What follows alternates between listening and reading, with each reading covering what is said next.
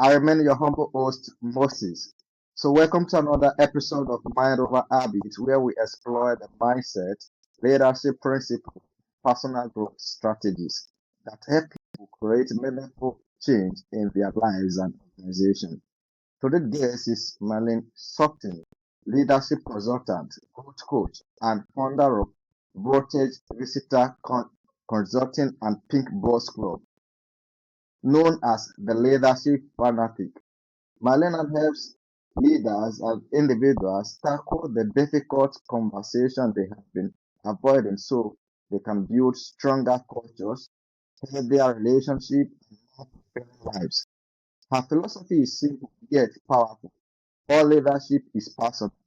Mylena, welcome to the show. Thank you so much. I appreciate the invitation. Right? Please, can you also give a small bio of yourself? Sure. My name is Mylena. I'm in the States in particular. I live in the Northeast in New Jersey. I work as a human resources consultant, a leadership consultant, and a mediator in terms of my formal titles. And with respect to that, I use those credentials in my work as an executive coach as well as a personal growth and goals coach. Essentially, I work with people, whether it is in their personal capacities or their professional lives, to help them set compelling goals. Because a lot of times people will set a goal, but it's an easy kind of cheating themselves goal sometimes, because perhaps they are afraid of reaching for what it is that they really want. So I help people to set the goals that they need encouragement to set, and then I help them figure out what's standing in their way and create strategies so that they actually live the lives that they want to live. Oh. So, Mylena, you call yourself the leadership fanatic. What does leadership mean to you, and how did it become your life? Well, it was pretty simple actually. And what I mean by simple, one of the things that I do even now, but in particular when I decided that I wanted to focus on leadership, I look at things through the lens of what are the recurring problems and the recurring frustrations that I'm dealing with. So for me, when I started thinking about what leadership really is, to me, leadership is two things. It is clarity about whatever it is that you want, what the challenge is. It is getting clear about what's going on and what's important. And then the other component of leadership is alignment. And what I mean by alignment is making sure if you have decided that you're going to move your life, your career, your family, whatever it is, in a particular direction, make sure that everything that you do moves in that same direction. It's kind of like if I'm going this way, but my routines go that way, I'm never going to get where I want to be. And for me, what leadership is, it's about getting clear. Are we going this way? Are we going that way? And then making everything go in the same direction. And sometimes that means you have to make tough decisions. Maybe you have to cut some things. Maybe you have to add some things. But ultimately, to me, leadership is that simple. Getting clear about what matters. And then number two, removing the things that keep you from getting there. Hmm. Your philosophy is that all leadership is personal. So, what does that mean, and why is it so important? It's kind of just what I said about leadership, period. Whether you're at home or at work, it doesn't matter. I don't know if you've ever heard people say things like, what happens at home is at home, and what happens at work is at work. That's not true. Oh, Wherever you are, there all your stuff is. And what happens is this: when you go to work, the only reason you behave differently is because you are concerned about different consequences for your behavior at work. Think about it this way. I don't know if you have a temper at all or if you know someone who has a temper. That person probably doesn't lose it at work because they know they might get fired. They lose it at home because they know their position with their family members are more secure. The family will tolerate that a little bit more. And it's the same thing with respect to looking at this idea that I have that all leadership is personal. You are the exact same no matter where you are. What you're concerned about frankly, is the consequences of that behavior and how people might, in fact, react to your behavior. So, this idea that we are different in one space versus the other, I just think that's just entirely untrue.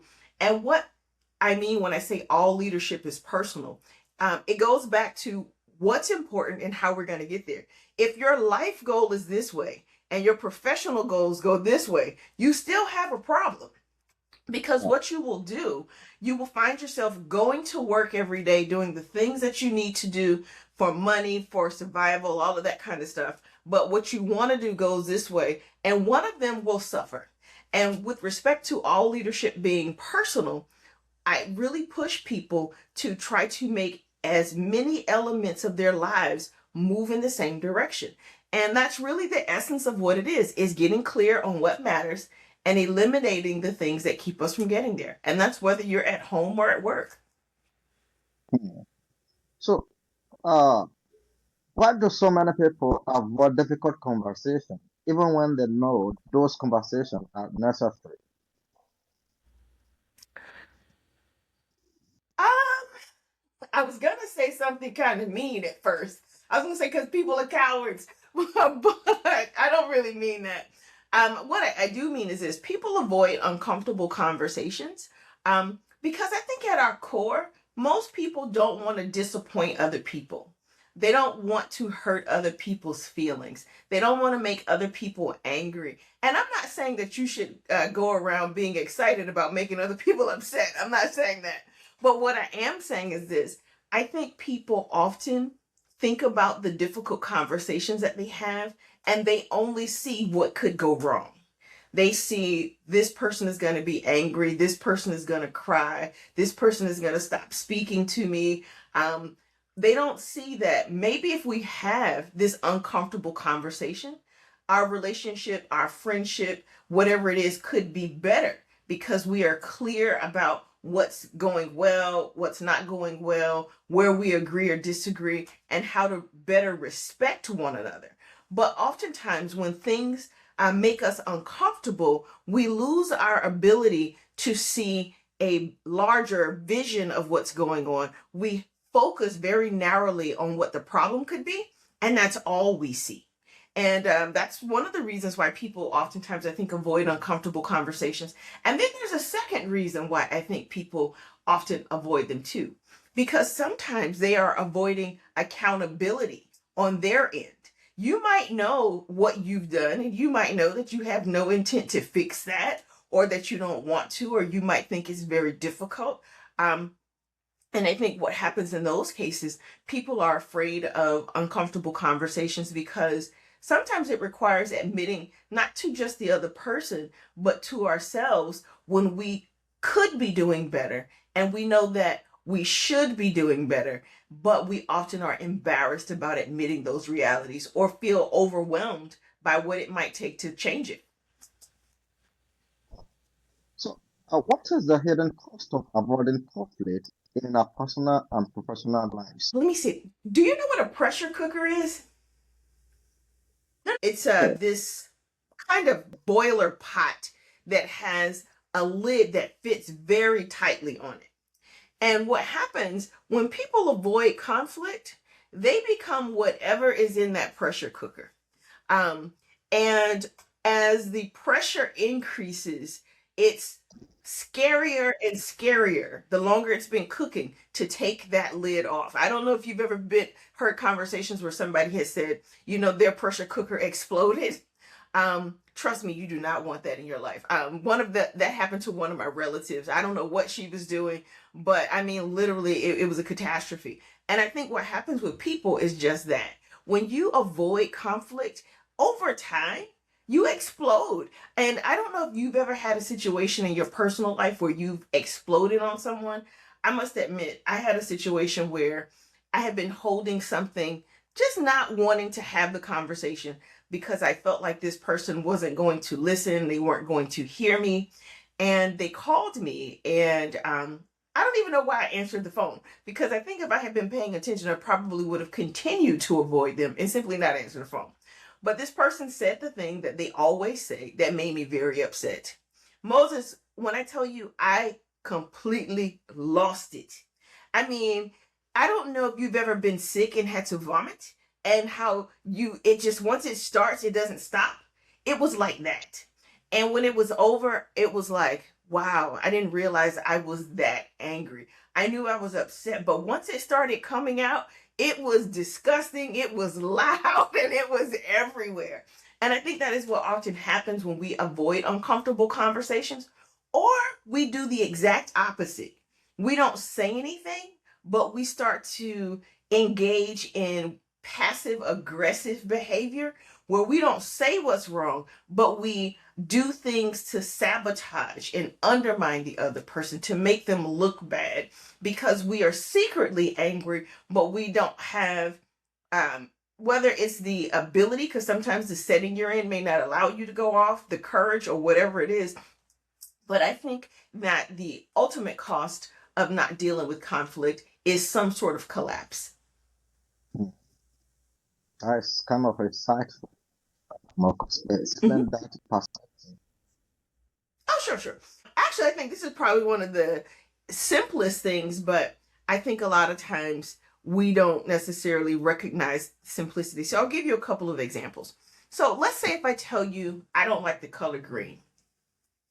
If I don't like the color green, I should never like the color green. Whether I'm in the woods, whether I'm at home, whether I'm at church, whether I'm at a party, I never like the color green. If there ever becomes or arises a situation where I think I like the color green, I need to figure out what makes that situation so different than all of the other spaces I've been in where I didn't like the color green. So it's something as simple as that. But let me give you a life example of not liking the color green and having that integrity. If I tell you that I am working on my weight, and I say, look, Moses, I know you're my good friend, and I know we said we were going to hang out tomorrow, but I'm working on my weight. And because I'm working on my weight, I don't want to spend a lot of our day on food. So I'm going to bring my own snacks and things like that. So then when you and I get together and we're hanging out over the course of the day, there are two things. If I've hung out with you before and I know you didn't respect the fact that I told you I didn't want to spend my day focused on food, if you didn't respect it the first time, why would I expect you to respect it a second time?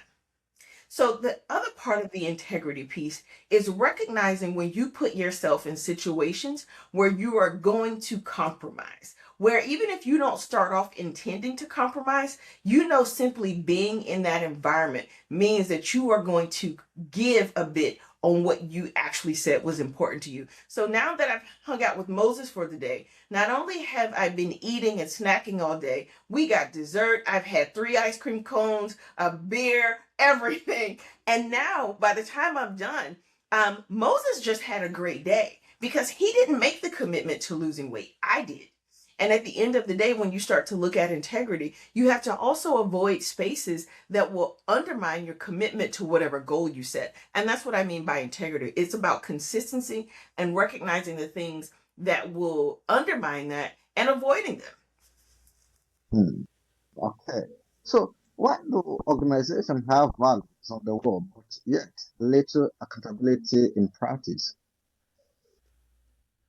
It's because, at least in my opinion, the day-to-day practice, the way that the organization operates, slowly over time drifts further and further away from those values. When they first decided that those were going to be their values, they were a good idea. They meant those things. They absolutely meant those things.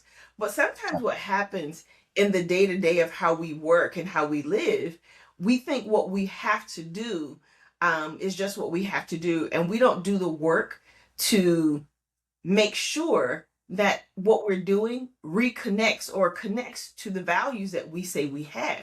So in just being busy in most organizations, we find comfortable processes, comfortable workflows, and we don't do the work to make sure that the way we work is aligned with what we said was important. And so that's one of our major challenges, frankly, is that sense of alignment or the lack of alignment between how we do things and then what we said was important. And I think a lot of times it's simply because we forget in the busyness of day to day what's really important and how we actually achieve the success we have. And then once you've gotten very far from those values that you said mattered, it's hard to get back to them because you've been out there for so long that you're having to not only admit that you have strayed, but it's kind of like if you've ever gone rowing. You're so far out in the water that it's going to take a lot of effort to get back to where, in fact, you were. And a lot of times people simply don't have an environment where you normally reconnect to what matters. It's kind of like, I don't know if you ever know anybody whose personal family tradition is that Yeah. they have Sunday dinners together. And if you start missing Sunday dinners, at some point, Sunday dinner becomes just Thanksgiving dinner and Christmas dinner and maybe Easter.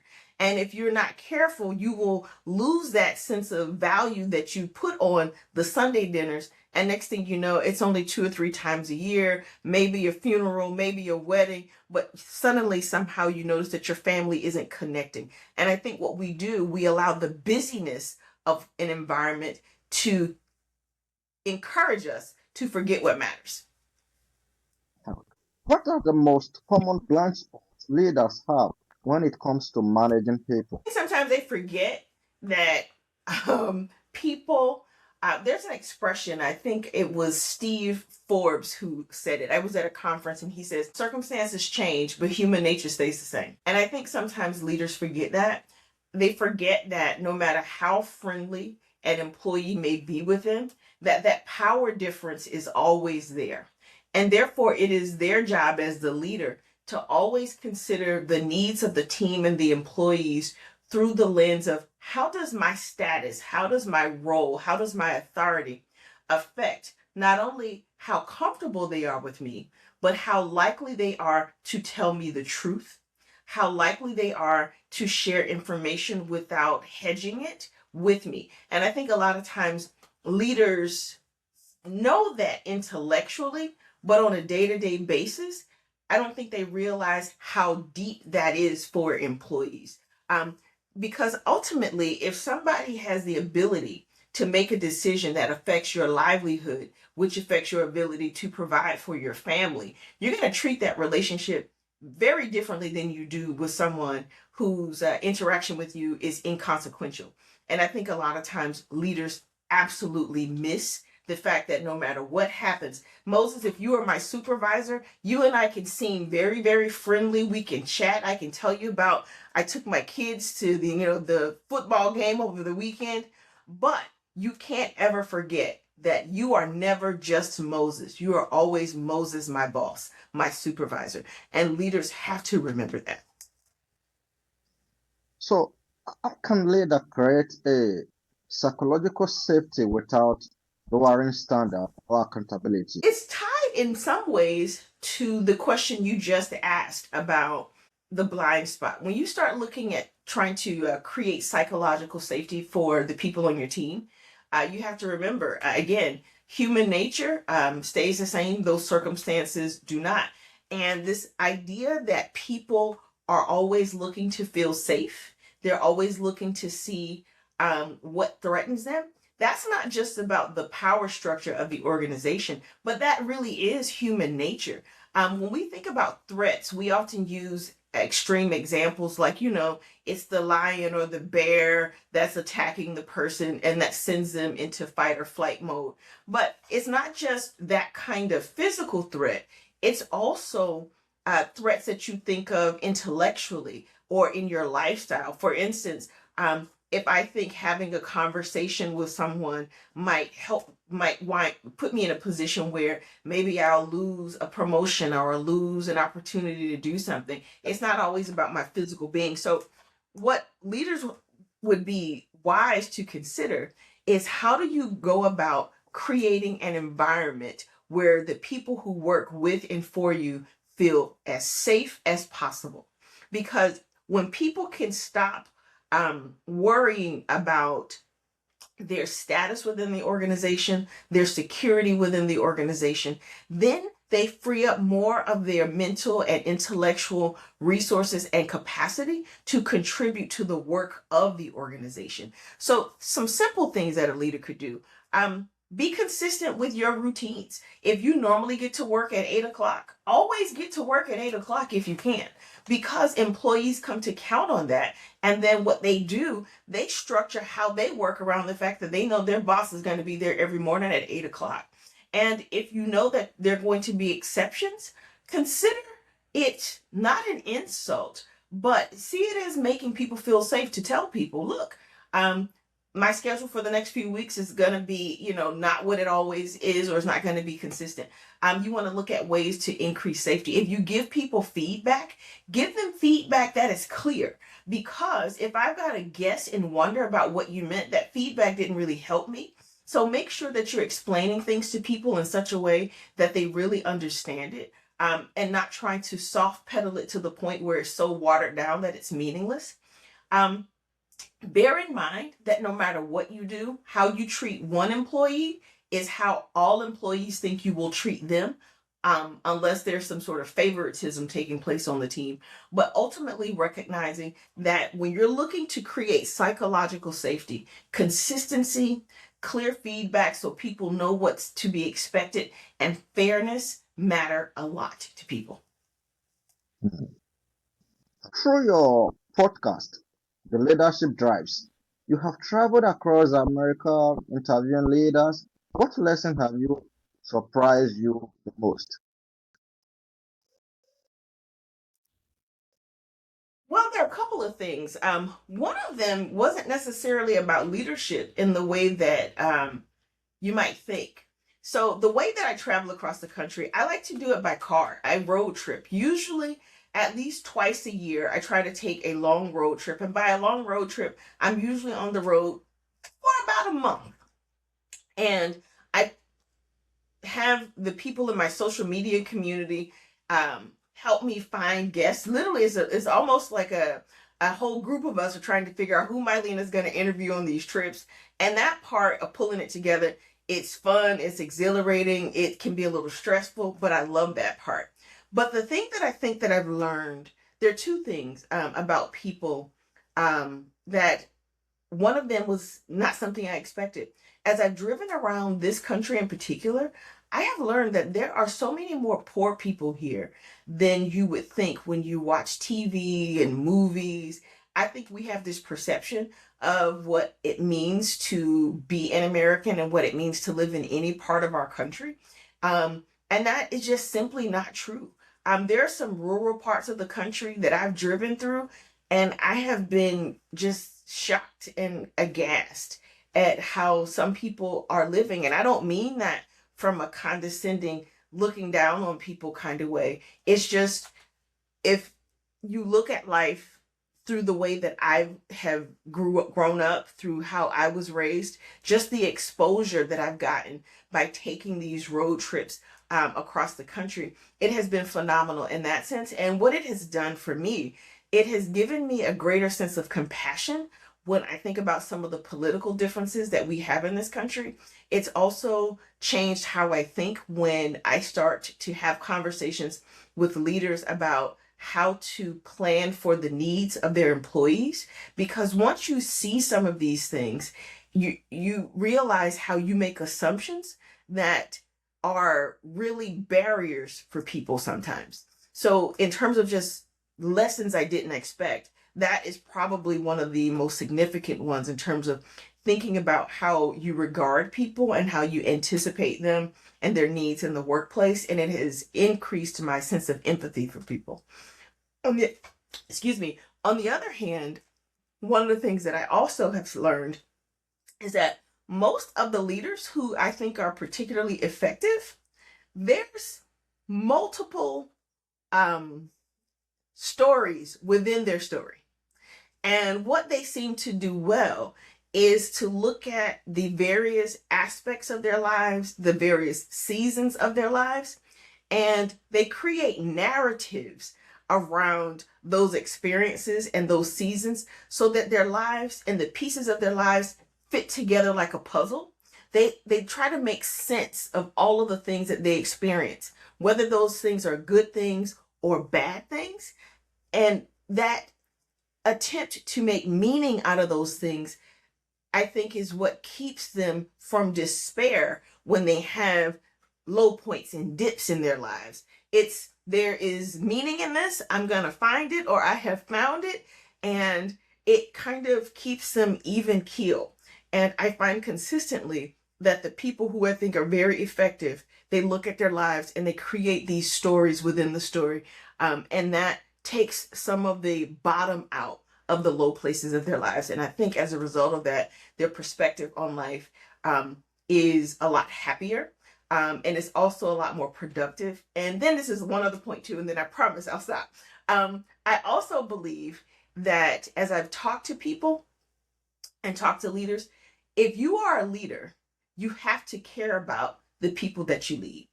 I don't believe you can lead effectively if you really don't care about the people that you lead.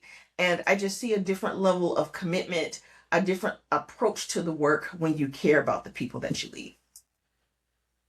For someone listening today who wants to become a better leader and a better person, so where should they start? There is a book, actually, a scholar. His name is Daniel Goleman. I love Okay. his work. He talks a lot about emotional intelligence. And the reason I start there is a couple of reasons. He has this 5-pronged approach. And of the 5, there are 2 of them. One is self-awareness, and the other is self-control. And then the other 3 have to do with intrinsic motivation, social skill, and a few other things. But what I have found, and even the data bears this out, until you master your sense of self-awareness and your ability to control your emotions and your reactions to situations and people, until you master those things, you cannot lead other people because you have to first lead yourself. And once you can master those things, you are much better for the people that you lead. So I would say, if you were working on your journey as a leader, start with introspective activities. I would even say perhaps therapy, to help you understand yourself, to help you understand what motivates you. Because if you can understand yourself and manage yourself and what you bring to a situation, how you affect an audience, then you are better able to think about how you can manage a group of people and help them see themselves. Thank you for sharing your wisdom, honesty, and powerful insight on the leadership, accountability, and personal growth. Your work reminds us that meaningful change begins when we have the courage to confront difficult truth and take responsibility for our action. So thank you so much for this wonderful time. Thank you to our listener for joining us on another episode of Mind Over Habit. If you enjoyed today's conversation, be sure to subscribe, share this episode, and join us on our next episode. I remember your humble host, Moses. Thank you once again, Mylena. Indeed, I enjoyed it. Thank you. Do you have any word for my listener? Information for your listeners, if they are looking to connect, they can find me under my name, MylenaSutton.com. And if they follow my name, MylenaSutton.com/invitations, there are some offers there. There's also a connection to my podcast, and there's also a contact page. So if you have any questions, concerns, thoughts, or just want to give a shout out and a hello, I'm more than welcome. I more than welcome those.